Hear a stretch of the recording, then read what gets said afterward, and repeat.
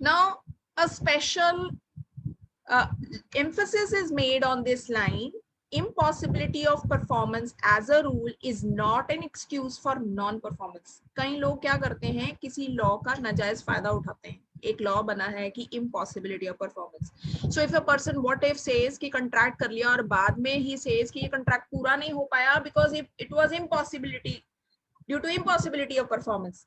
उसको ऑर्डर मिला था लेट्स सपोज 50,000 शर्ट्स बनाने का, उसका ऑर्डर टाइम पे पूरा नहीं हुआ और उसने एक्सक्यूज दे दिया कि भाई इम्पॉसिबल हो गया था परफॉर्म करने के लिए, इसलिए मेरा कंट्रैक्ट पूरा नहीं हुआ, तो आप प्लीज मेरे से पेनल्टी मत चार्ज करना, मुझे कोई आप फाइन मत लगाना.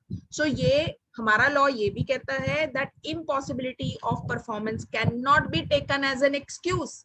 जो पार्टीज बार बार ये लॉ को यूज करके एक्सक्यूज देते हैं वो पर्सन्स एक्सक्यूज नहीं किए जाएंगे for the discharge of contract.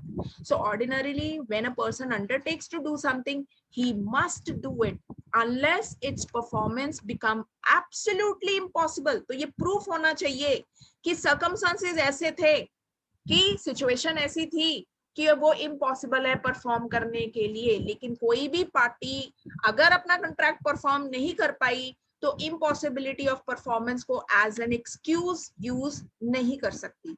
So in the following cases a contract is not discharge.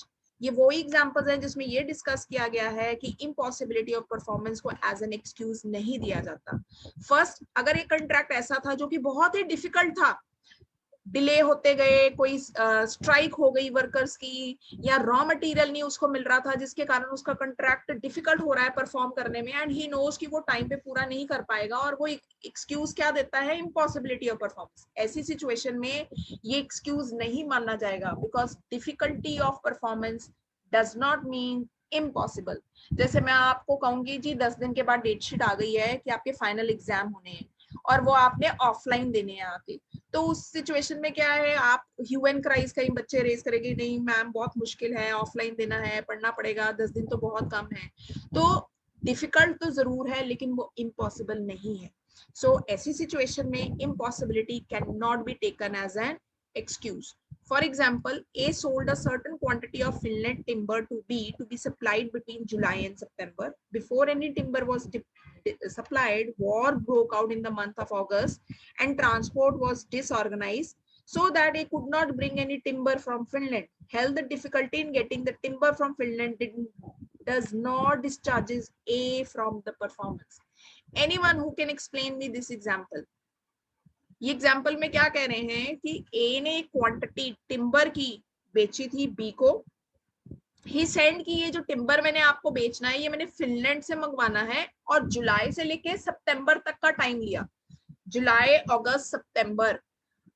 Timber supply करने से पहले अगस्त के मंथ में वॉर ब्रोक आउट हो जाती है जिसके कारण ट्रांसपोर्टेशन बंद हो गई थी और ए जो है वो फिनलैंड से टिम्बर नहीं मंगवा पाया और उसने ये एक्सक्यूज दिया इम्पॉसिबिलिटी ऑफ परफॉर्मेंस.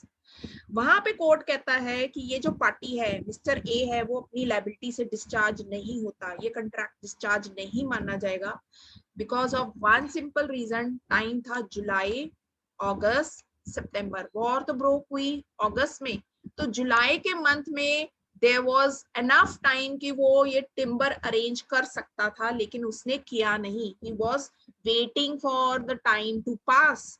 तो ऐसी सिचुएशन में court held that difficulty of performance is not an excuse under the shelter of impossibility of performance. तो ये contract discharge नहीं माना जाएगा.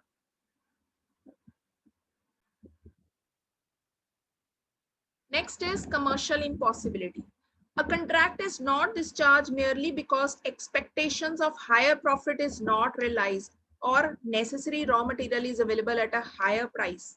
ऐसी सिचुएशन में कंट्रैक्ट डिस्चार्ज नहीं होता. लेट्स सपोज मैंने किसी के साथ कंट्रैक्ट करा जिसमें मैंने कमिट करा कि जो मैं शर्ट सेल करूंगी वो 200 रुपीज पर पीस सेल करूंगी. ठीक है, मैंने ये डील फाइनल कर ली लेकिन 15 दिन बाद ही रॉ मटेरियल के रेट पीछे से बढ़ गए जहां मैंने जो 200 रुपए की शर्ट सप्लाई करनी थी, मुझे वो कॉस्ट करती थी 100 रुपीज, तो मेरे को 100 रुपीज का फायदा होना था। अब रॉ मटेरियल की कॉस्ट बढ़ने के कारण मेरी खुद की कॉस्ट 125 चलेगी और अब मुझे सिर्फ 75 रुपीज पर शर्ट पड़ेगा। नाउ क्वेश्चन अराइजेस, क्या मैं ये डील डिस्चार्ज कर सकती हूँ, कैंसिल कर सकती हूँ, सिर्फ ये कह के कि कमर्शियली इम्पॉसिबल है, रॉ मटेरियल महंगा हो गया है? No, I can not do this. ये मेरा लक कह लो, डेस्टिनी कह लो कि रॉ मटेरियल महंगा हो गया। जहां मैंने सोचा था 100 रुपीज मुझे बचेंगे, अब सिर्फ 75 रुपीज बचेंगे। तो commercial impossibility as an excuse नहीं ले सकती। I can not give an excuse कि रॉ मटेरियल महंगे हो गए, I can not give an excuse की सैलरीज बढ़ गई हैं, या मेरा प्रॉफिट मार्जिन कम हो रहा है, या मुझे बच नहीं रहा कुछ भी। So at the time of the contract it was totally aware of both the parties की प्रॉज एंड कॉन्स फ्यूचर में क्या हो सकते हैं। और एक बार जब डील हो गई, that can not B discharge on the grounds of commercial impossibility. For example, A promised to send certain goods from Mumbai to Antwerp in September. Before the goods were sent, war broke out and there was sharp increase in shipping rates. Held contract is not discharge on the grounds of the shipping rate. अगर वो ये excuse दे कि जी war broke हो गई थी, इसके कारण अब महंगे हो गए हैं shipping rates, अब हम आपको ज्यादा रेट चार्ज करेंगे, तो he can not do that. जो रेट एक बार फिक्स हो गया है उसी से ही कंट्रैक्ट डिस्चार्ज होगा, परफॉर्म होगा, ना ही वो कंट्रैक्ट डिस्चार्ज भी नहीं हो सकता। Because once the contract is made, it can only be discharge on the grounds of impossibility of performance and nothing else.